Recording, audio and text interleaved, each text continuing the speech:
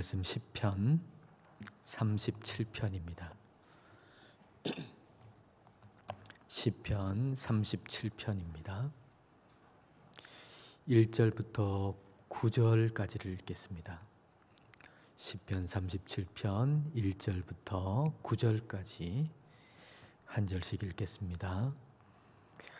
악을 행하는 자들 때문에 불평하지 말며 불의를 행하는 자들을 시기하지 말지어다.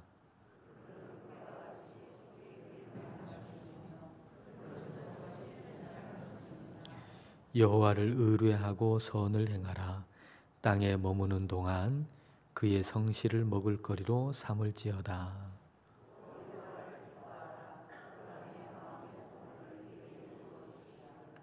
내 길을 여호와께 맡기라.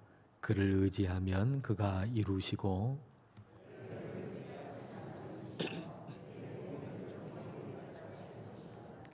여호와 앞에 잠잠하고 참고 기다리라. 자기 길이 형통하며 악한 꾀를 이루는 자 때문에 불평하지 말지어다.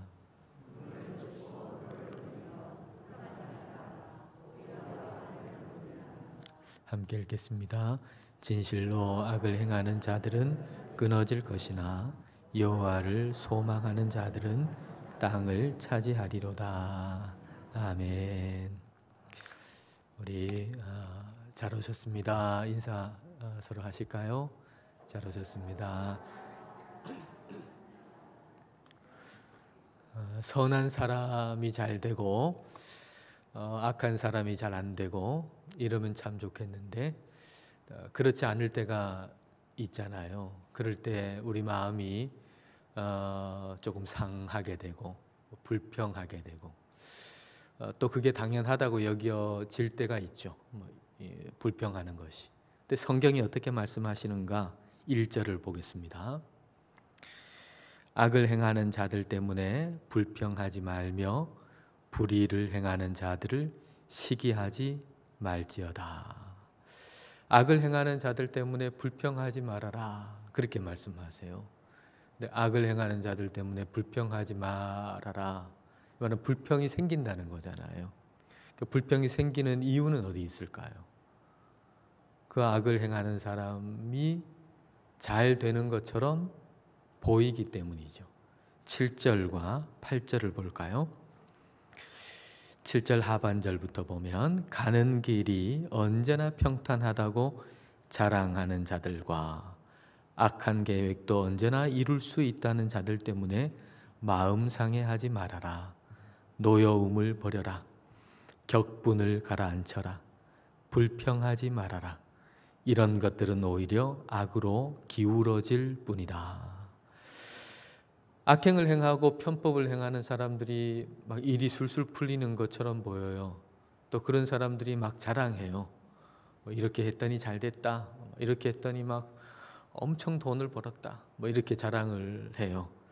근데 그런 것들 앞에서 마음을 상하지 말아라. 마음 상해하지 말아라.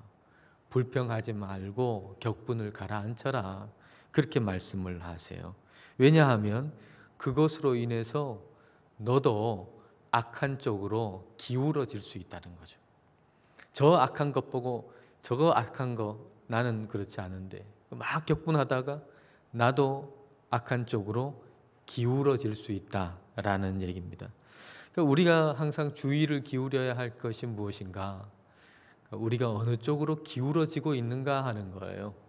어느 쪽으로 기울어지고 있는가? 하나님 쪽으로 기울어지고 있는가? 아니면 마귀 쪽으로 기울어지고 있는가? 십자가 쪽으로 기울어지고 있는가? 아니면 세상 쪽으로 기울어지고 있는가? 어느 쪽으로 기울어지고 있는가?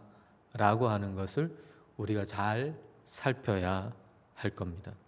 우리는 분명 예수님 믿는 사람이잖아요. 근데 우리 역시도 마귀 쪽으로 기울어질 수 있다는 얘기죠. 우리가 예수님 믿는 사람인데 근데 어떤 경우에는 마귀 쪽으로 기울어질 수 있다는 얘기예요. 예수님께서 십자가를 지신다, 그리고 십자가를 지시고 죽으신다 말씀하실 때에 베드로가 결코 십자가를 질 수가 없고 죽을 수가 없다. 이렇게 예수님 하신 말씀에 대해서 막 항의를 했잖아요. 예수님 어떻게 그렇게 얘기를 하십니까? 예수님 어떻게 그렇게 설교를 하십니까? 그 말도 안 되는 소리입니다. 막 항의를 막 했잖아요. 그랬더니 이제 예수님 뭐라고 하셨나요? 마태복음 16장 23절에 예수께서 돌이키시며 베드로에게 이르시되 사탄아 내 뒤로 물러가라. 너는 나를 넘어지게 하는 자로다. 내가 하나님의 일을 생각하지 아니하고 도리어 사람의 일을 생각하는도다 하시고, 베드로가 하는 그 생각에 대해서 그게 하나님의 일을 생각하는 게 아니고 사람의 일을 생각하는 것이고, 그 생각의 출처는 사탄이라고 지금 예수님이 말씀하고 계신 거죠. 분명 베드로는 예수님의 제자잖아요. 근데 예수님의 제자인데 그 순간에는 마귀의 생각 쪽으로 기울어져 있었던 거죠. 우리도 그래요. 우리도 예수님의 제자인데 어떤 순간에는 마귀의 생각 쪽으로 기울어질 수 있다라고 하는 얘기입니다.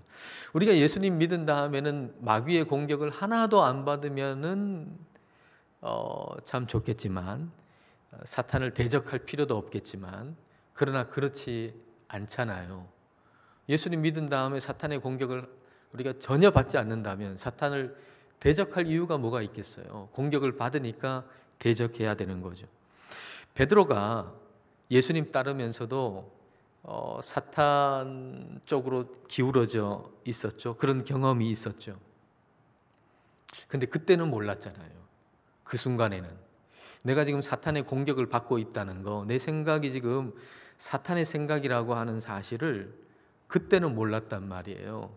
마치 그게 하나님의 생각인 것처럼 그렇게 생각했으니까 굉장히 확신이 있었겠죠. 예수님이 이렇게 하는 거 내가 좀 말려야 되겠다.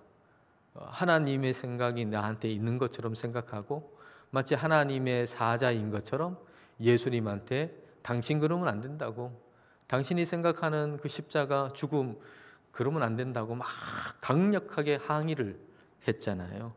근데 그 이후에 성령을 받았죠. 그리고 영적으로 성장했죠.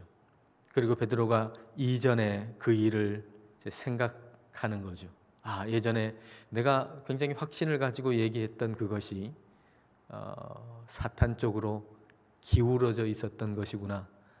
예수님 따른다고 생각하는 순간에도 사탄에게 공격을 받을 수 있구나 라고 하는 걸 이제 경험했죠. 그리고 나서 지금 예수님을 믿는 사람들에게 여러분들도 지금 예수님을 따르고 있지만 사탄의 공격을 받을 수 있다는 거, 그러므로 사탄을 대적해야 된다는 거, 그걸 이제 이야기하는 겁니다. 베드로전서 5장 8절입니다. 근신하라 깨어라. 너희 대적 마귀가 우는 사자같이 두루다니며 삼킬 자를 찾나니. 믿음의 사람들의 대적인 마귀가 마치 사자 같다는 거예요. 사자가 막 으르렁거리면서 삼킬 것을 찾는 것처럼 이 마귀도 삼킬 자를 찾는다는 거죠. 삼킬 자가 누구겠습니까? 자기 수하에 있지 않는 사람이겠죠.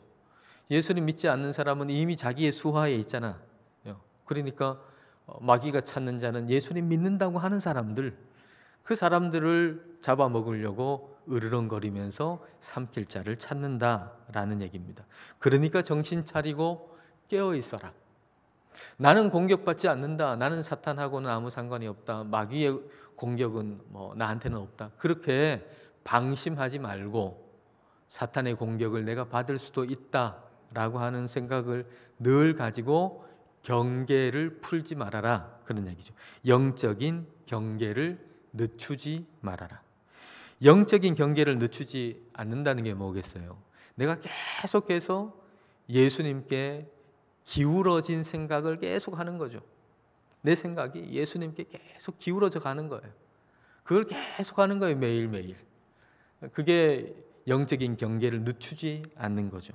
베드로전서 5장 9절을 보겠습니다. 너희는 믿음을 굳건하게 하여 그를 대적하라. 마귀를 대적하라. 이는 세상에 있는 너희 형제들도 동일한 고난을 당하는 줄을 알미라. 믿음을 굳건하게 해가지고 마귀를 대적해라, 그래 얘기해 놓고 그 다음에 그러면서 하는 얘기가 세상에 있는 너희의 형제들, 세상에 있는 예수님 믿는 사람들도 너희와 동일한 고난을 지금 받고 있다는 걸 너희가 봐라, 너희가 알아라, 그런 얘기죠. 이게 무슨 얘기인가요? 지금 믿음으로 살고 있는데 고난을 받고 있어요. 근데 주변을 한번 봐라. 예수님 믿고 있는 사람들도 동일하게 그런 고난을 받고 있지 않느냐. 이상한 게 아니다, 그런 얘기죠. 너희가 예수님 믿으면서 고난당하는 거 이상한 일이 아니다. 그러니까 그 일을 통해서 하나님을 멀리할 것이 아니라 더 가까이 해야 된다. 하나님께서 마치 사도행전에서 사도들이 그런 것처럼 우리도 예수님 위해서 핍박당하고 고난받을 자격이 있는 자로 여겨주심을 오히려 감사했던 것처럼 예수님 믿으면서 고난이 있을 때 그때 오히려 하나님께 더 가까이 나아가도록 해라, 그런 얘기죠. 그런데 그게 영적인 경계를 늦추지 않는 거죠. 근데 깨어있지 않으면 이런 마음이 들 수도 있어요.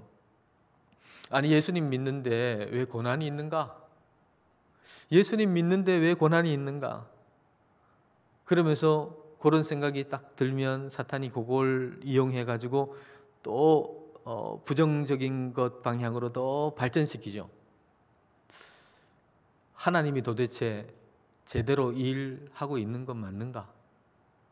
하나님이 도대체 무슨 일을 이따위로 하는가? 그 다음 무슨 생각이 들겠어요? 이런 하나님 믿어서 뭐하나? 이런 생각이 드는 것이죠.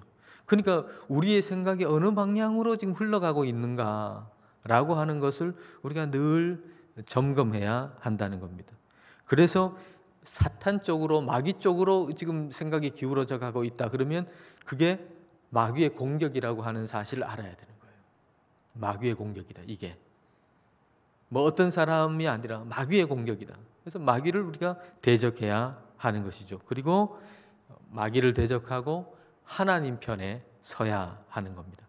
자, 3절을 볼까요? 3절을 히브리어 원어로 보면은 동사가 4개 있어요. 동사가 여호와를 의뢰하고 선을 행하라. 여호와를 의뢰하라. 선을 행하라. 그 다음에 땅에 머무는 동안 이렇게 돼 있지만은 이제 원어로 보면 땅에 살아라. 명령어죠. 동사죠. 땅에 살아라. 그의 성실을 먹을거리로 삼을지어다. 그의 성실을 풀처럼 뜯어 먹어라. 이렇게 돼 있어요. 근데 이게 이 3절에 나오는 요 4가지가 하나님 쪽으로 우리가 기울어지기 위해서 우리가 할 일이에요. 우리가 할 일. 그 중에 3번째하고 4번째를 보면 지금 있는 그 땅에 살면서 그 땅에 살아라. 지금 있는 그 땅에 살면서 하나님의 성실을 풀처럼 뜯어 먹어라. 다시 말하면 네가 그 땅에 살면서 하나님이 성실하신 것처럼 성실하게 살아라. 그런 얘기예요. 지금 있는 그곳에서 성실하게 살아라. 우리는 어떤 부조리를 보거나 또는 어떤 악한 것이 잘 되는 그런 걸 보거나 또 마음에 들지 않는 어떤 것을 경험할 때 거기서 떠나고 싶은 생각이 들어요. 만약 부산에서 막 그런 걸 봤어요.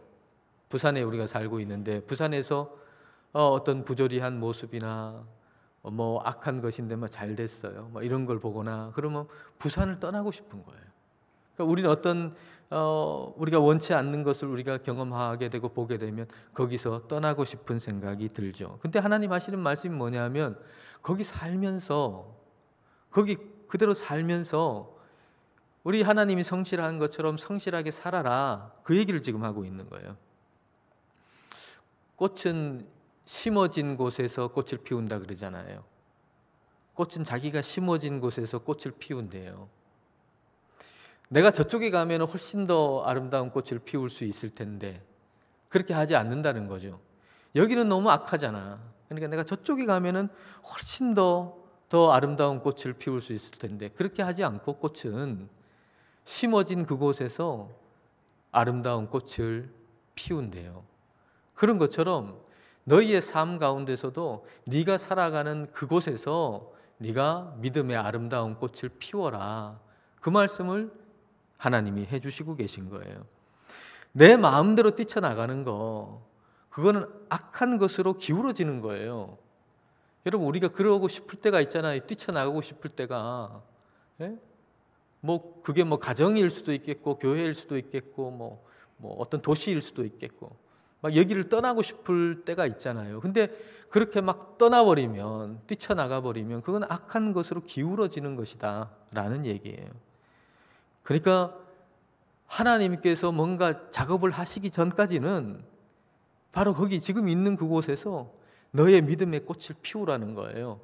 하나님이 분갈이를 해주실 때가 되면 분갈이를 해주시는 거예요. 그건 하나님이 분갈이가 너 필요하구나, 이제 이만큼 성장했구나, 그래 이쪽으로 와라 하고 더 큰 곳에 분갈이를 해주실 때가 있겠죠.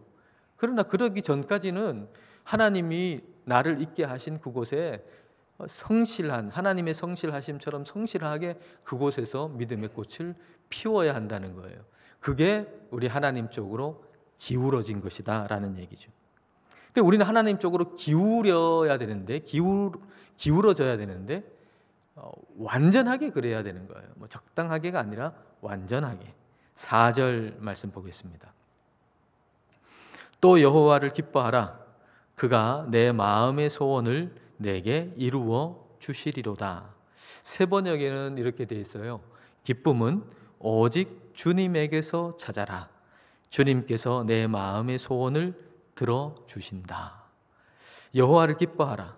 기쁨은 오직 여호와에게서만 찾아라. 기쁨은 오직 여호와에게서만 찾아라. 우리가 하나님을 믿으면서도 자꾸 마귀 쪽으로 이렇게 기울어지는 이유가 어디 있을까요? 하나님에게서만 기쁨을 찾지 않기 때문이죠. 그거 외에 다른 것에서 기쁨을 찾으려고 하니까 나도 모르게 이제 마귀 쪽으로 이렇게 기울어질 수밖에 없는 것이죠. 악한 자가 이제 세상적으로 성공을 했어요. 그거 불평하지 말라 그랬는데, 근데 우리한테 막 불평하는 마음이 생겨요. 아, 저렇게 악한 사람이 왜 잘 되느냐, 막 불평하는 마음이 생긴단 말이에요. 근데 그거의 근본적인 이유는 뭘까요? 근본적인 이유는 나도 세상 부귀에서 기쁨을 찾으려고 하니까 불평이 생기는 거죠. 근본적으로 보면 내가 주님에게서만 기쁨을 찾는다고 하면 악한 자가 부귀 영화를 누리는 것에 대해서 뭐 그렇게 불평할 이유가 뭐가 있겠어요? 하나님이 나하고 같이 계신데. 근데 하나님을 내가 믿긴 하지만 나도 역시 세상 부귀나 세상 성공에서 기쁨을 누리려고 하다 보니까 악한 자가 성공하고 부귀 영화 누릴 때 굉장히 화가 날 수밖에 없는 거잖아요. 그러니까 우리 안에 근본적인 문제의 원인은 예수님에게서만 기쁨을 찾지 않는 것, 그것이 문제의 원인이다라고 볼 수가 있을 겁니다. 성령님은 말씀하세요. 그런 것에서 너의 기쁨 찾지 말고 오직 주님에게서만 기쁨을 찾아라. 그렇게 말씀을 하시는 거예요. 하나님이 계시지 않냐? 그리고 하나님이 너와 함께 계시지 않냐? 그거로 너의 기쁨을 삼아라. 다른 것으로, 다른 외적인 것으로 너의 기쁨을 찾지 말고 하나님이 계시고 나와 함께 계신다는 거, 거기서 너의 기쁨을 찾아라. 그 말이죠. 하나님께서 주시는 그 무엇이 아니고 하나님으로 기쁨을 찾으라 라는 얘기예요. 그러면 네 마음의 소원을 이루어 주신다 라고 말씀하세요. 여러분, 하나님에게서만 기쁨을 찾는 사람의 소원이 뭘까요? 하나님에게서만 기쁨을 찾는 사람의 소원, 하나님이겠죠. 하나님에게서만 기쁨을 찾는 사람의 소원은 하나님이겠죠. 하나님을 더 깊이 아는 거겠죠. 하나님이 소원이겠죠. 하나님에게서만 기쁨을 찾고 하나님을 구하는 사람, 하나님을 더 알기를 원하고 하나님이 기뻐하시는 걸 구하게 되고, 그래서 하나님은 그걸 이루어 주신다 그 말이에요. 그 말은 무슨 말일까요? 그 말은 무슨 말이에요? 하나님의 뜻이 이루어지는데 너를 참여시켜 줄게, 이런 얘기잖아요. 하나님만이 내 기쁨이 되고, 그래서 내가 소원은 하나님이고 하나님은 더 아는 거고 하나님 기뻐하시는 걸 이루어지는 게 소원인데, 그러면 네 소원을 들어줄게. 근데 그 소원이 곧 하나님의 뜻이잖아요. 그러니까 하나님의 뜻이 이루어지는데 내가 참여하게 되는 거예요. 내 소원이 그거니까. 이게 얼마나 큰 일입니까? 하나님의 뜻이 이루어지는데 하나님께서 우리를 참여시키는 방법이 그건 거예요. 하나님 뜻이 가장 중요한데 그것이 이루어지는데 내가 참여한다. 이거보다 더 큰 건 없잖아요. 내 뜻, 정말 이건 내 뜻 요만한 건데 요것 뜻 이루어지는 게 뭐 그리 기쁜 것이겠어요. 더 중요한 건 전체적인 하나님의 뜻이 이루어지는 거 아니에요. 그 하나님의 뜻이 이루어지는데 나를 거기에 참여시켜 주시겠다는 거죠. 이게 어마어마한 말씀인 거죠. 우리에게 어마어마한 선물을 주신다는 것이겠죠. 예수님께서 이와 같은 말씀을 또 하셨어요. 요한복음 14장 14절. 내 이름으로 무엇이든지 내게 구하면 내가 행하리라. 이 말이 무슨 말입니까? 여러분 어떻게 이해하십니까? 예수님 이름으로 기도합니다 하면 다 이루어 주신다, 그런 얘기인가요? 그런 얘기 아니잖아요. 예수님의 이름으로 구한다는 뜻은 오늘 시편 37편으로 표현하자면 오직 하나님에게서만 기쁨을 구한다라는 얘기죠. 하나님에게서만 기쁨을 구한다. 이게 예수님의 이름으로 구한다는 거예요. 예수님에게서만 기쁨을 찾으라 라고 하는 얘기죠. 예수님만이 기쁨이 된 사람은 예수님이 기뻐하시는 걸 구하게 되겠죠. 그리고 그걸 우리 주님은 이루어 주신다라는 얘기예요. 이게 하나님께 맡긴다라고 하는 말과도 같은 의미로 생각해 볼 수 있어요. 여러분, 하나님께 맡긴다. 근데 이게 뭐예요? 하나님께 맡긴다. 해주시겠지. 뭐 이렇게 그렇게 맡기는 건가요? 하나님께 맡긴다. 하나님께 맡긴다라고 하는 것은 내 사사로운 욕심, 욕망 내려놓는다는 얘기고요. 그리고 하나님만을 내 기쁨으로 삼는다는 의미예요. 그러니까 하나님께 맡긴다라고 하는 것은 굉장히 수동적인 의미가 아니에요. 맡긴다. 그래 뭐 어떻게 해주겠지. 맡긴다. 수동적인, 맡겨놓고 나는 아무것도 안 한다, 이런 수동적인 의미가 아니라 하나님께 맡긴다라고 하는 것은 하나님만을 내 기쁨으로 여긴다. 굉장히 능동적인 의미예요. 다른 모든 욕심들을 내려놓고 하나님만을 내 기쁨으로 여긴다 라고 하는 게 하나님께 맡긴다는 의미예요. 굉장히 능동적인 의미예요. 5절과 6절을 볼까요? 내 길을 여호와께 맡기라. 그를 의지하면 그가 이루시고 내 의를 빛같이 나타내시며 내 공의를 정오의 빛같이 하시리로다.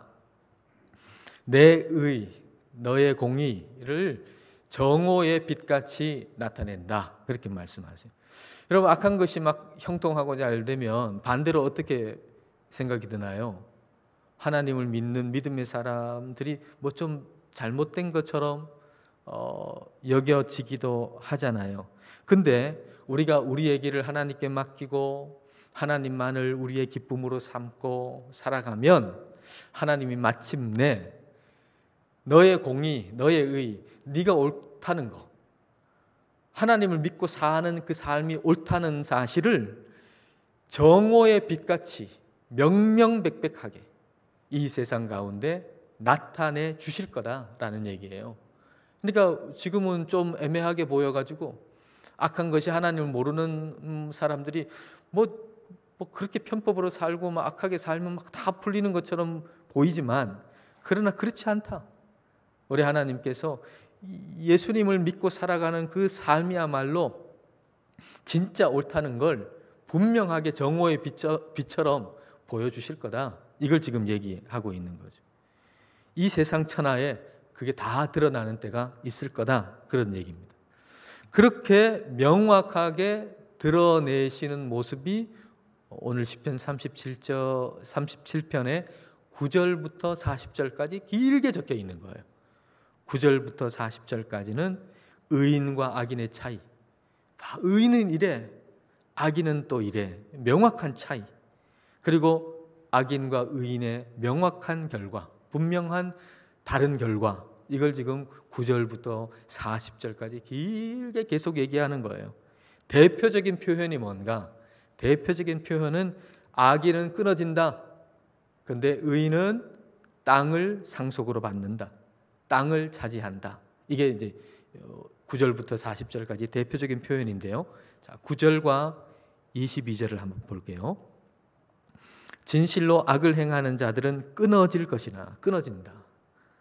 여호와를 소망하는 자들은 땅을 차지하리로다. 22절 보면 주의 복을 받은 자들은 땅을 차지하고 주의 저주를 받은 자들은 끊어지리로다. 그 이후에도 보면 의인들이 땅을 차지한다라고 하는 표현이 여러 번 또 반복돼서 나옵니다. 하나님을 의지하고 하나님을 믿는 사람은 땅을 차지한다 그랬어요. 땅을 차지한다 반대말은 끊어진다는 건데, 땅을 차지한다는 게 뭐겠어요? 끊어지지 않는다는 거예요. 성경의 땅이라고 하는 것의 의미는 생명이에요. 생명. 그 땅을 기반으로 해가지고 씨앗을 뿌리고 그리고 열매를 거두어가지고 살잖아요. 그리고 그 후손들도 역시 그 땅을 기반으로 해가지고 씨를 뿌리고 열매를 거둬가지고 곡식을 거둬가지고 산단 말이에요. 그래서 성경에서 땅이라고 하는 건 곧 생명을 의미하는 거예요. 땅을 차지한다는 건 곧 생명을 얻는다는 얘기예요. 예수님께서도 팔복에서 오늘 이 시편 37편의 말씀을 가지고서 말씀하시죠. 온유한 자는 복이 있나니 땅을 기업으로 받는다. 그렇게 말씀하시잖아요. 온유한 자가 복이 있다. 땅을 차지할 것이다. 그렇게 말씀하세요. 또 온유한 자가 누구죠? 온유한 자는 하나님의 통치를 받는 사람이죠. 하나님의 다스리심을 받는 사람. 이게 온유한 사람이죠. 그러니까 그렇기 때문에 우리가 이 세상의 어떤 부조리를 보거나 악한 자가 잘 되는 이런 모습을 보거나 그럴 때 하나님이 제대로 일하시지 않는 것처럼 그렇게 보일 때, 그때 우리가 해야 할 일은 온유한 자로 그걸 대응하는 거예요. 온유한 자로 대응하는 거예요. 온유한 자로 대응하는 것을 조금 풀어가지고 얘기한 것이 이제 7절의 전반절이에요. 7절 전반절. 이게 온유한 자, 온유하다라고 하는 것을 조금 더 풀어서 얘기한 겁니다. 여호와 앞에 잠잠하고 참고 기다리라. 여호와 앞에 잠잠하고 참고 기다리라. 하나님의 통치 아래에서 너 잠잠해라, 참아라, 기다려라. 이게 온유한 자의 모습인 거죠. 하나님의 통치를 받는 자의 모습인 거죠. 이건 내가 막 통제하는 게 아니잖아요. 내가 하나님의 통치를 받는 것이지, 내가 내 스스로 어떤 내 감정이나 생각을 막 이렇게 통제하는 것은 결코 아닙니다. 여러분, 우리가 우리 자신의 힘으로 막 이제 어떤 마음이나 생각에서 감정에서 막 부글부글 올라오는데 그걸 이렇게 누르고 있으면 뚜껑 열리는 날이 반드시 옵니다. 뚜껑을 닫아놓고 안 열려고 하는데 내 힘으로는 부족해요. 반드시 뚜껑 열리는 날이 오게 되어 있습니다. 근데 뚜껑 열리면 위험하잖아요. 요즘에 그 맨홀 뚜껑 있잖아요. 그거 이렇게 열리니까 말이죠. 막 수압이 엄청나가지고 버스가 그 위에 있는데 버스가 막 흔들흔들거리대요. 그래서 사람이 다쳤잖아요. 맨홀 뚜껑이 열려가지고 그 위에 이제 폭우가 내려가지고 있는 건 모르고 그 안에 빠져가지고 죽잖아요. 뚜껑 열린다고 하는 건 대단히 위험한 일인 거예요. 근데 우리가 내 힘으로 그 뚜껑을 닫아둘 수 있는가? 없어요. 불가능해요. 반드시 터지게 돼 있어요. 터지는 날에는 아주 심각하게 터지는 거예요. 많이 다치게 되는 거죠. 서로. 그래서 우리가 스스로의 힘으로 나를 내리누르는 것은 아마 그 시한폭탄과 같다라고 말할 수가 있어요. 하나님의 통치를 받아야 잠잠하고 참고 기다릴 수 있어요. 하나님의 통치를 받아야. 그게 착한 거예요, 여러분. 내가 막 내려누르는 걸 착하다고 생각하시는데 그건 착한 게 아니에요. 하나님의 다스림을 받는 게 그게 온유한 거고 그게 착한 거예요. 그래서 여호와 앞에서 잠잠하고 참고 기다리라 그랬잖아요. 여호와 앞에서. 만약 그렇지 않으면 여호와 앞에서라는 말을 싹 뺐겠죠. 그냥 참고 기다려라 그러겠죠. 근데 그게 안 되니까, 우리 힘으로는 안 되니까 여호와 앞에서 잠잠하고 참고 기다리라 그렇게 말씀하시는 거예요. 잠잠할 수 없고 참을 수 없고 기다릴 수 없을 때 우리가 생각해야 될 거, 내 앞에 하나님이 계시다 하는 거예요. 하나님이 계시다. 여러분, 뭐 때문에 지금 못 참고 막 화가 나시나요? 뭐 어떤 사람일 수도 있겠고 어떤 사건일 수도 있겠고. 근데 그 사람 그 사건보다 누가 더 가까이 내 앞에 계시죠? 하나님이. 이걸 꼭 기억하시면 좋겠어요. 어떤 사건이나 어떤 사람이나 내 분노를 일으키게 만들고 나를 화나게 만들고 힘들게 만들고, 근데 그 사람 그 사건보다 더 가까운 분이 계신데 그분이 하나님이신 거예요. 그러니까 하나님 앞에서, 여호와 앞에서 잠잠할 수 있는 거죠. 여호와 앞에서 참을 수 있는 거죠. 여호와 앞에서 기다릴 수 있는 거죠. 여호와 앞에서, 다시 말하면 그분의 얼굴을 봐라. 너희 앞에 그 사건보다 그 사람보다 그 어떤 환경보다 네 앞에 하나님이 있지 않냐? 그러니까 하나님 봐라. 여호와의 얼굴을 봐라. 주님의 얼굴을 봐라. 그렇게 말씀하시는 거예요. 이 말씀을 우리가 그대로 믿고 붙들고 이 시간 같이 찬양했으면 좋겠어요.